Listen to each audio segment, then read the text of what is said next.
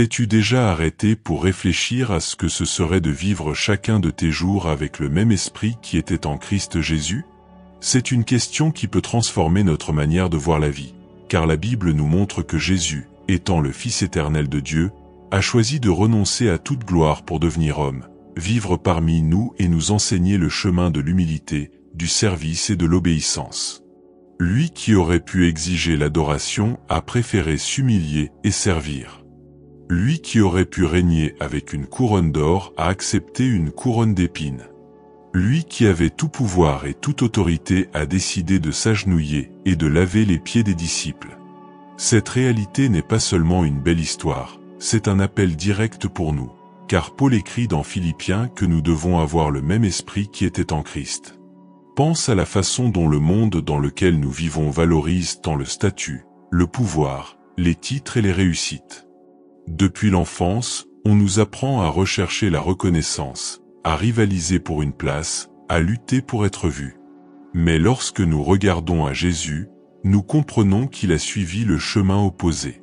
Il a montré clairement que la grandeur dans le royaume de Dieu n'est pas d'être servi, mais de servir.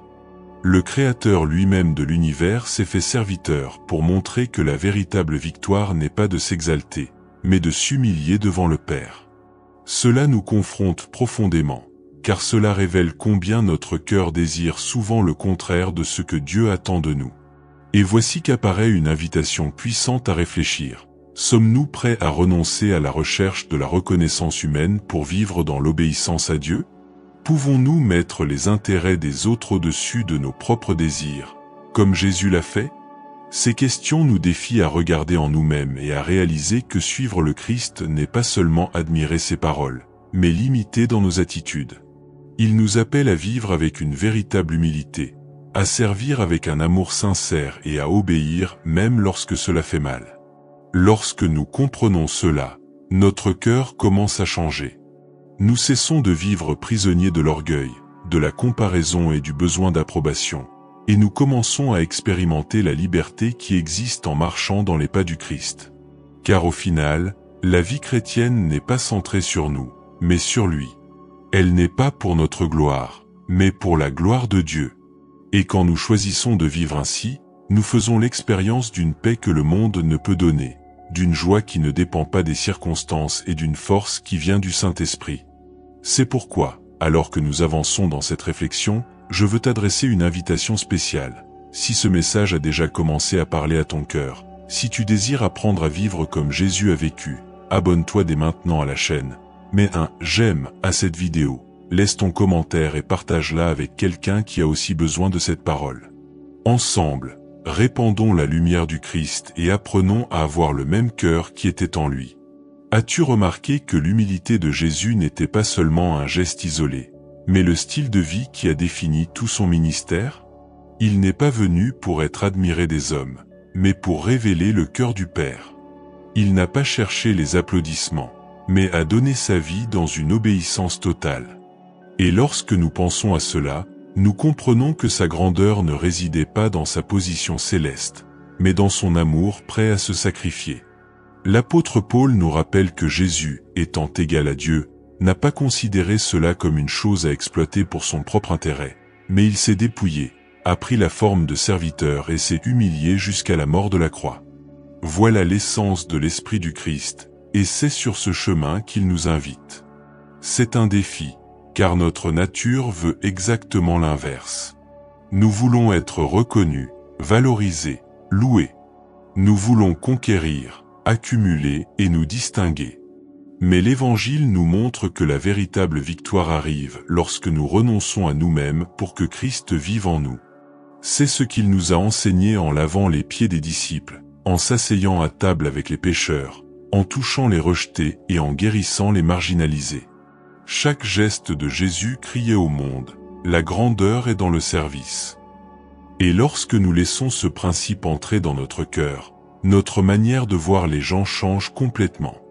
Imagine comment ce serait si nous commencions tous la journée avec cette disposition, non pas d'être servis, mais de servir, non pas d'être exaltés, mais de mettre les autres en premier. Cela transformerait les familles, les relations, les églises, les communautés entières. Ce qui semble souvent petit aux yeux du monde, un acte de bonté, un geste de pardon, une parole d'encouragement, prend une valeur éternelle lorsqu'il est fait avec amour, reflétant le caractère du Christ. Et la beauté de cela est que nous n'avons pas besoin de titre ou de position pour vivre ainsi. Jésus a montré que la véritable grandeur ne dépend pas de là où nous sommes, mais de la manière dont nous servons. Mais servir et vivre dans l'humilité n'est pas le seul appel que nous avons reçu. La vie de Christ nous enseigne aussi l'obéissance radicale. Il a obéi au Père même lorsque cela signifiait affronter le rejet, la douleur et même la mort. Au Gethsémani, devant la croix, il déclara « Que ma volonté ne se fasse pas, mais la tienne ». C'est peut-être là le plus grand défi pour nous, obéir à Dieu quand cela exige un renoncement, quand cela blesse notre orgueil, quand cela signifie renoncer au confort. Pourtant, c'est précisément dans cet abandon que nous expérimentons la puissance de la véritable vie spirituelle. Et voici une vérité profonde, l'exaltation de Christ est venue après la croix. Le nom au-dessus de tout nom lui a été donné après son obéissance jusqu'au bout. Cela révèle le modèle du royaume de Dieu. D'abord nous nous humilions, puis nous sommes relevés. D'abord nous servons, puis nous sommes honorés. D'abord nous nous abandonnons, puis nous recevons la victoire. C'est ainsi que le Seigneur agit, et c'est sur ce chemin qu'il nous appelle à marcher. Et peut-être le point le plus profond de tout cela est de comprendre que l'appel à avoir la pensée de Christ n'est pas seulement une suggestion, mais une véritable transformation que le Saint-Esprit désire opérer en nous. Il ne s'agit pas d'essayer d'imiter Jésus par nos propres forces, mais de permettre à la puissance de Dieu de façonner nos pensées, nos choix et nos attitudes. Lorsque l'apôtre Paul écrit « Ayez en vous les sentiments qui étaient en Jésus-Christ », il nous appelle à vivre une vie qui reflète l'humilité, le service et l'obéissance dans chaque détail, depuis les grandes décisions jusqu'aux gestes les plus simples du quotidien.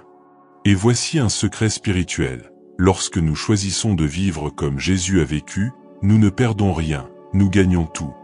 Le monde peut penser que s'humilier est une faiblesse, mais devant Dieu, l'humilité ouvre des portes à la grâce et à la faveur. Le monde peut penser que servir est un signe d'infériorité, mais dans le royaume de Dieu, servir c'est régner avec Christ.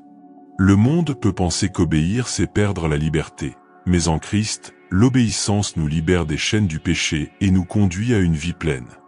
L'exemple même de Jésus montre qu'après la croix est venue la résurrection, après la douleur est venue la victoire, et après l'abandon est venue l'exaltation. Cela signifie que les combats que nous affrontons aujourd'hui, lorsqu'ils sont vécus dans l'obéissance à Dieu, ne sont pas vains. Chaque larme versée dans la fidélité, chaque choix de servir plutôt que d'être servi, chaque fois que nous renonçons à notre orgueil pour glorifier le Seigneur, tout cela a une valeur éternelle. Rien n'échappe aux yeux de Dieu. Il voit chaque acte d'humilité, chaque pas de foi, chaque geste d'amour, et au moment approprié, il honore ceux qui marchent dans ses voies. C'est pourquoi je veux t'encourager aujourd'hui à prendre une décision, choisir de vivre avec la pensée de Christ. Cela signifie peut-être pardonner à quelqu'un qui t'a blessé, ou renoncer à quelque chose qui retient ton cœur. Peut-être que cela signifie servir en silence, sans reconnaissance humaine, mais les yeux fixés sur le Père. Peut-être que cela signifie obéir à une direction de Dieu qui semble difficile, mais qui t'amènera à un lieu de croissance spirituelle. Quel que soit le défi, souviens-toi que tu n'es pas seul. Le même esprit qui a fortifié Jésus dans sa marche habite aussi en toi pour te rendre capable. Et alors que nous terminons cette réflexion, je veux t'inviter à continuer à marcher avec nous dans ce voyage de foi. Si ce message a parlé à ton cœur, abonne-toi à la chaîne, aime cette vidéo, laisse ton commentaire et partage-la avec quelqu'un qui a aussi besoin d'entendre parler de l'amour et de l'exemple de Jésus. Ensemble, nous pouvons être une lumière au milieu des ténèbres, vivant avec la même pensée qui était en Christ, et reflétant au monde la puissance transformatrice de l'Évangile.